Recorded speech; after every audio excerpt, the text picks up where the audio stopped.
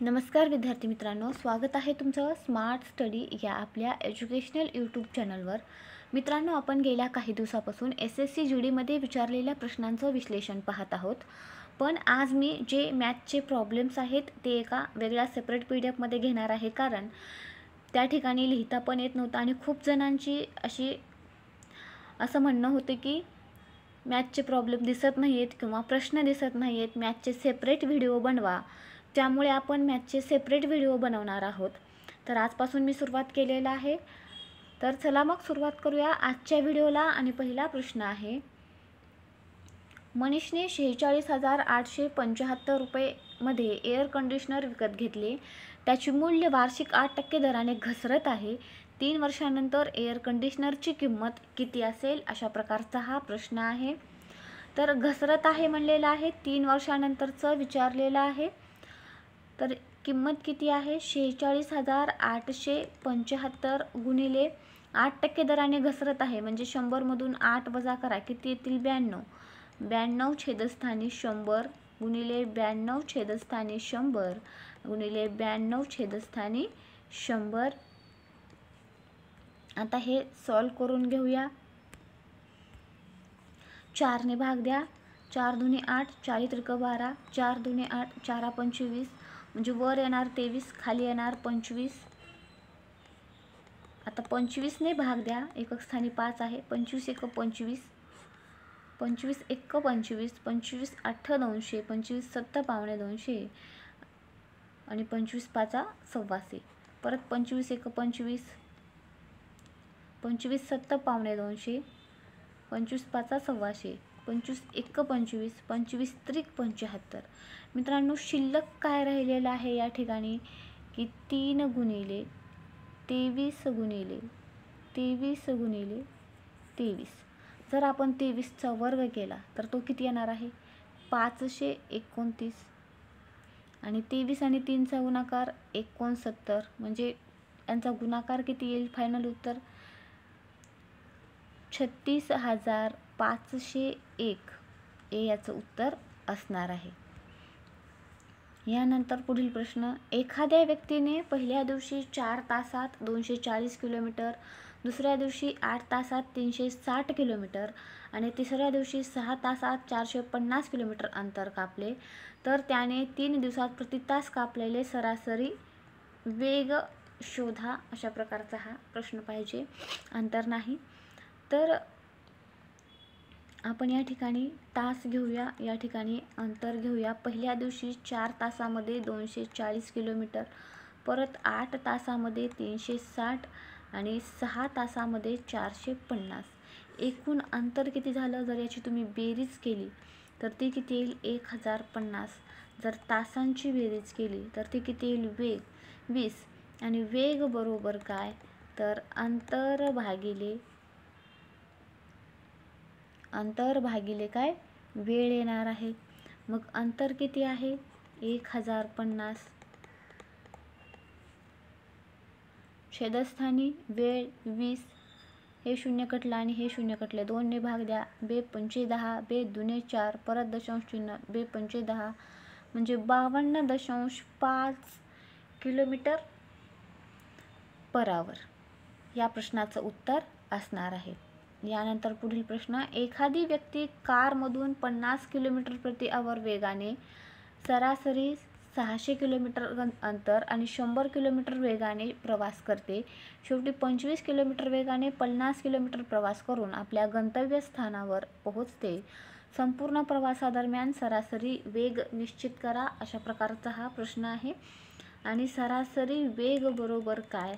तर एकूण अंतर भागाकारामध्ये एकूण वेळ। तर सुरुवातीचं किती अंतर आहे? 600 किलोमीटर आहे, त्यानंतर 100 किलोमीटरनं तो जातो आणि त्यानंतर 50 किलोमीटर आपल्या गंतव्यस्थानावर येतो। आता 600 किलोमीटर जे अंतर आहे ते 50 किलोमीटर पर आवर वेगाने जातो, म्हणजे त्याला वेळ किती लागला? 12 येणार या ठिकाणी। हा 100 किलोमीटर 1 तासामध्ये जातो आणि हे 25 किलोमीटर प्रति आवर वेगाने, म्हणजे 2 तास लागतील। हे एकूण किती झालं? 750। या तिघांची बेरीज किती येईल? 15। 15 ने भाग द्या, 15 पाचा 75 म्हणजेच 50 किलोमीटर पर आवर सरासरी वेग असेल. यानंतर पुढील प्रश्न, एका क्लबमध्ये 90 महिला सदस्य आणि 60 पुरुष सदस्य आहेत. जर महिला सदस्यांचे सरासरी वय 35 वर्षे असेल आणि पुरुष सदस्यांचे सरासरी वय 45 वर्षे असेल तर संपूर्ण क्लबचे सरासरी वय किती वर्ष असेल. तर या ठिकाणी जर महिला घेतल्या तर त्या किती आहेत 90, त्यांचं सरासरी वय किती आहे 35 वर्ष. यांचा गुणाकार करा 0शी 0, 9 पाचा 45ला 5, हातचे आले 4, 9 त्रिक 27, 27 आणि 3 किती 31 म्हणजे 3150 हे येईल. त्यानंतर जर पुरुषांचा विचार केला तर पुरुष किती आहेत 60, त्यांचे सरासरी वय किती आहे 45 म्हणजे यांचं किती येईल आता 0शी 0, 6ने 5ला भाग द्या, 6 पाचा 30ला 0, हातचे आले 3, 6 चूक 24 आणि 3 किती 27 म्हणजे हे किती झालं 2700. आता संपूर्ण क्लबचं म्हणलेलं आहे. मग एकूण पुरुष आणि महिला किती झाल्या 150 झाले आणि जर तुम्ही या दोघांची बेरीज केली तर ती येईल 5850. हा 0 कटला, हा 0 कटला, 15ने भाग द्या, 15 त्रिक 45, उरले किती 13, 15 35चे म्हणजेच किती असेल संपूर्ण क्लबचं सरासरी वर्ष 39 वर्ष. यानंतर पुढील प्रश्न, दोन संख्यांमधील फरक त्यांच्या बेरजेच्या 15% आहे. लहान संख्येचे मोठ्या संख्येशी गुणोत्तर शोधा. अशा प्रकारचा हा प्रश्न आहे. समजा त्या संख्या x अधिक y किती 100 येणार आणि x वजा y फरक म्हणलेला आहे 15%. y कॅन्सल होईल. 2x बरोबर काय येईल 115. x बरोबर काय येईल 115 छेदस्थानी 2. x ची किंमत काय येईल 57.5. ही x ची किंमत आली. आता जी x ची किंमत आहे ती टाका किती 57.5 अधिक y बरोबर काय 100. y बरोबर 100 वजा 57.5 आणि y ची एकूण किती किंमत येईल 42.5. आता y आणि x च्या किंमत आल्या. x ची किंमत आली होती 57.5 आणि y ची किंमत काय आली होती 42.5. लहान संख्येचे म्हटलेलं आहे मोठ्या संख्येशी. हे दशांश चिन्ह नाही समजून जरी भागाकार केला तरी चालेल कारण समान अंकानंतर दशांश चिन्ह आहे. आता याला भाग द्या, 5ने भाग द्या, 5 1 5, 5 1 5, 5 5 25, 5 48 आणि 5 5 5 25. परत याला 5ने भाग देऊ, 5 2 10, 1 उरलं, 5 त्रिक 15, 5 1 5, 3 उरले, 5 7 35 म्हणजेच किती येणार 17 छेदस्थानी 23. यानंतर पुढील प्रश्न, एका कोपऱ्याची त्रिज्या 5 सेमी आहे आणि त्याची तिरकस उंची 16 सेंटीमीटर आहे तर त्याचे एकूण पृष्ठभागाचे क्षेत्रफळ सेंटीमीटर वर्ग मध्ये डॅश डॅश आहे. अशा प्रकारचा हा प्रश्न आहे. तर या ठिकाणी कोपऱ्याचे पृष्ठभागाचे जर क्षेत्रफळ आपण काढलं तर ते किती येईल पाय r कंसामध्ये r प्लस l. आता किमती टाकून घ्या. पायची किंमत 22 छेदस्थानी 7 गुणिले r ची काय आहे 5 कंसामध्ये r ची किंमत आहे 5 आणि उंची काय आहे 16. आता 22 छेदस्थानी 7 गुणाकारामध्ये 5 आणि गुणाकारामध्ये या दोघांची बेरीज करा ती किती येणार 21. 7ने भाग द्या, 7 1 7, 7 त्रिक 21. आता या 22 गुणिले 5चा अगोदर गुणाकार करा 110 येईल. गुणाकारामध्ये 3 करा किती येईल 330 सेंटीमीटरचा वर्ग. यानंतर पुढील प्रश्न, एका प्रमाणात पहिल्या आणि चौथ्या टर्मचा गुणाकार 70 आणि दुसऱ्या आणि तिसऱ्या टर्मचा गुणाकार 3.51 आहे. तर एक्सचे मूल्य डॅश डॅश आहे. समजा आपण त्या संख्या घेतल्या ए, बी आणि सी डी या 4 संख्या घेतल्या. काय म्हटलेलं आहे आता यांचं तिरकस गुणाकार ए गुणिले डी बरोबर बी गुणिले सी असं होईल. पहिल्या आणि चौथ्या टर्मचा गुणाकार काय आहे 70, म्हणजे या ठिकाणी 70 येणार. दुसऱ्या आणि तिसऱ्या ही दुसरी संख्या आणि तिसरी संख्याचं काय आहे 3.5 एक्स आहे. जर 70 छेदस्थानी मी 3.5 घेतलं तर बरोबर काय येणार एक्स. आता हे 70 इथला दशांश चिन्ह काढून टाकायचं आहे, म्हणजे वर एक शून्य द्यावा लागेल. खाली काय येणार 35, 35 एक 35, 35 दोन्ही काय 70, म्हणजे एक्सची किंमत किती आली 20. यानंतर पुढील प्रश्न, ए बी मिळून एक काम 50 तासात करू शकतात.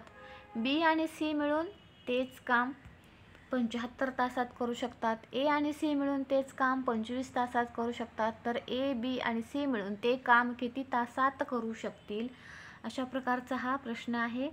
ए आणि बी मिळून किती 50 तासामध्ये, बी आणि सी मिळून किती 75 तासामध्ये, ए आणि सी मिळून किती 25 तासामध्ये. या तिघांचा लसावी घ्या.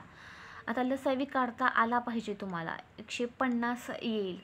ज्यांना काढता येत नाही त्यांना पहिल्यांदा समजावून सांगते. 50, 75 आणि 25 इथं 5 ने भाग द्या. 5 10 50, 5 1 5 उरले 2, 5 5 25, परत 5 5 25, परत 5 ने, 5 दुने 10, 5 त्रिक 15, 5 1 5, 5 5 25, 25 दुनी 50 आणि 50 त्रिक किती 150, म्हणजे 150 याचा लसावी आला. आता 150ला जर आपण 50 ने भाग दिला तर किती येणार आहे 3.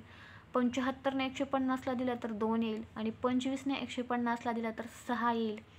आता या हे झालं दोघे मिळून, म्हणजेच 2a अधिक b अधिक c बरोबर किती 11 आणि a अधिक b अधिक c बरोबर किती येतील 11 छेदस्थानी 2, म्हणजेच किती 5.5.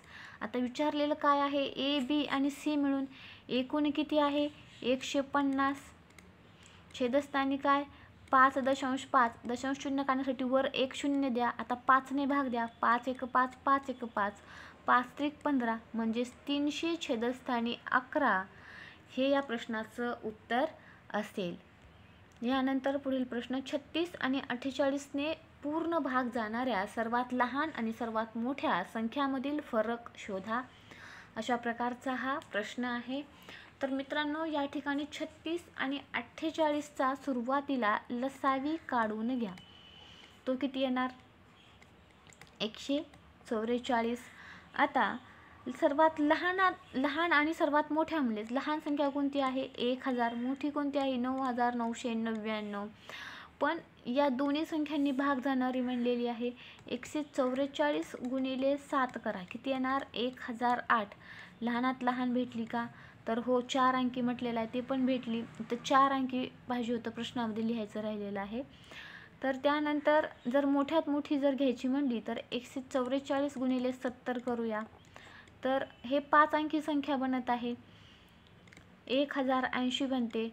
मग 5 अंकी बनत आहे म्हणून 144 वजा करू यामधून, हे किती येणार 9936. आली का मोठ्यात मोठी आणि लहानात लहान.